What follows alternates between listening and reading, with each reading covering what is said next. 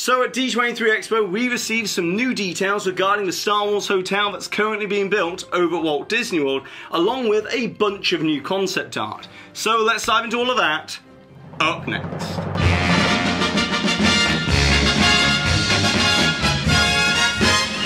This video is sponsored by Mickey Travels, a platinum level authorized Disney vacation planner which can take the hassle out of all of your vacation planning. So visit the link in the description box to get your free quote today. Hi there Waltoneers, I'm Jack and this is of course DSNY Newscast, and you know what, let's just get straight into talking about this Star Wars hotel. Or should I say the Star Wars Galactic Star Cruiser, as we've now learnt that that is the official name of this highly exclusive boutique resort, which does kind of perfectly summarise what this experience is going to be in a nutshell. However, I can see many just defaulting to calling it the Star Wars Hotel, as that is the downside with the marketing not being finalised early on in the development process when a project is first announced. But we'll be using this new name from here on out on DSNY Newscast. Although, as is becoming a pattern with these Star Wars projects, this Star Cruiser could also be referred to by two other names for this project, as what Walt Disney Imagineering is aiming to achieve is a deeper level of canonized storytelling. So despite you actually booking your stay with Disney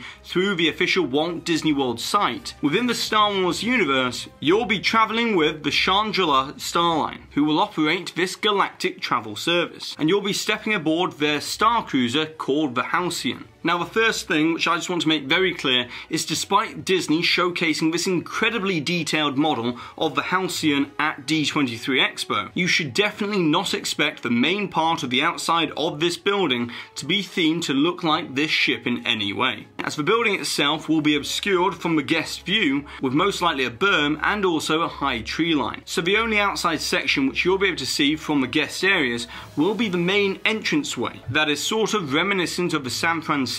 Redwood Forest, which coincidentally George Lucas drew inspiration from for the planet moon of Endor. However, I do anticipate that of course Disney will be making the Halcyon available to purchase in a smaller model form, as I don't think that they would have invested so much time into making such a highly detailed model without using it for some marketable purpose in the future. But now let's get some new concept art and also some of the official names of the areas on board the Star Cruiser. As first of all, once you go inside on departure day, you will check in at the terminal, much like Disney Cruise Line, and you will be given instructions by the Shangri-La crew members about your departure experience, which is when you will wait in this area here before stepping inside your launch pod and blasting off into space to go and dock with the Halcyon. Then when you step out of the pod, you will be greeted by this grand, bustling atrium full of the Shangri-La Starline personnel and other colourful characters and alien species that will be joining you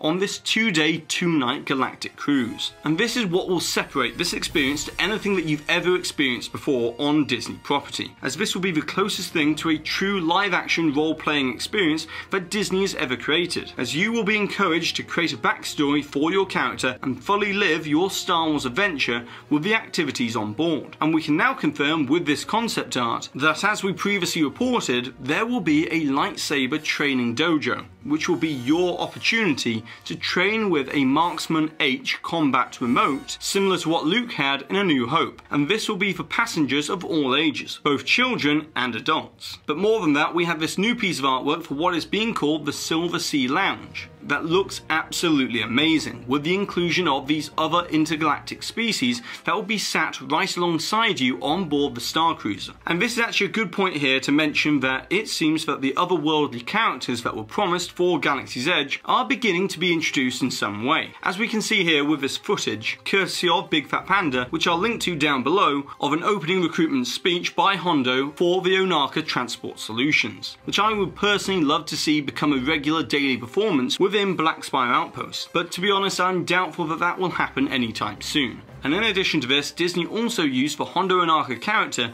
within their live stream grand opening ceremony for the Walt Disney World version of Galaxy's Edge, along with a rollout of R2-D2 and BB-8 droids. So considering how good this character looks up close and personal, and the fact that they've already got performers trained for this character, maybe this is a hint at what we might see throughout Galaxy's Edge eventually in the future. But as of this recording, it has been confirmed by Disney that this won't become a walk-around character for now. So now coming back to the Star Cruiser after viewing all of that, you just know that Disney's working hard on new intergalactic alien species to accompany you on this voyage, as they will definitely be featured within this experience. And I know I use the word immersion a lot when I'm talking about Galaxy's Edge or the Star Cruiser experience, but it really is what Disney is aiming for, as when you're on board you will be given a tour of the navigation room and the main bridge, which will then become very important later on, as the crew might sound an alarm for all hands on deck and enlist you at any time of the day to help fend off incoming threats from the First Order, as apparently Kylo Ren and the First Order might board the Star Cruiser, which will then bring Rey and Chewie to the Halcyon as well. But lastly, of course, there will be a planned excursion to the planet of Batuu as your designated port day on the Star Cruiser. However, at this time we don't have any official concept art for this themed transportation system that takes you to Black Spire Outpost, except that as we previously reported in November of 2018, that it will be a shuttle service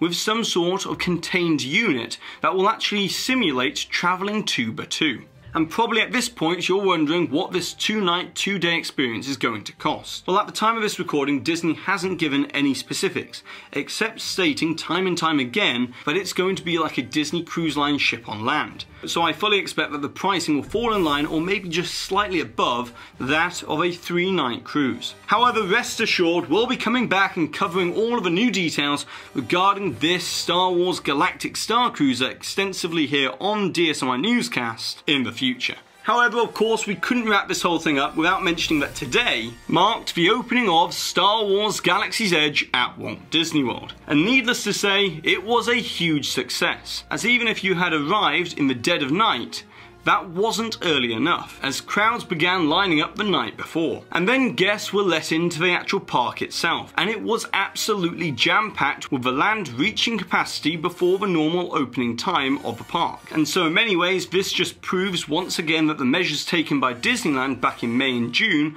were extremely successful, as it wasn't that the public didn't want to visit Star Wars Galaxy's Edge, but in fact the complete opposite, as Disneyland had implemented the measures that led to a controlled opening season. Whereas Disney has proven with the Walt Disney World version that if they just open up the new land to everybody on opening day, like we've seen with Disney's Hollywood Studios, then it shows us all that the Force is indeed strong with Star Wars Galaxy's Edge. But now, it's over to you, Walterners. I would like to know, what are you most excited for as part of this Galactic Star Cruiser experience, and also the reason why? And of course, don't forget to put the timestamp for where the hidden Mickey appeared somewhere within this video, along with your suggestion or your comment, to be in with a chance to win one of these official Walterners DSNY Newscast enamel pins. And congratulations to this Walterners here for winning this suggestion from a previous video where we were talking all about the brand new Rise of the Resistance attraction that's going to be opening in December.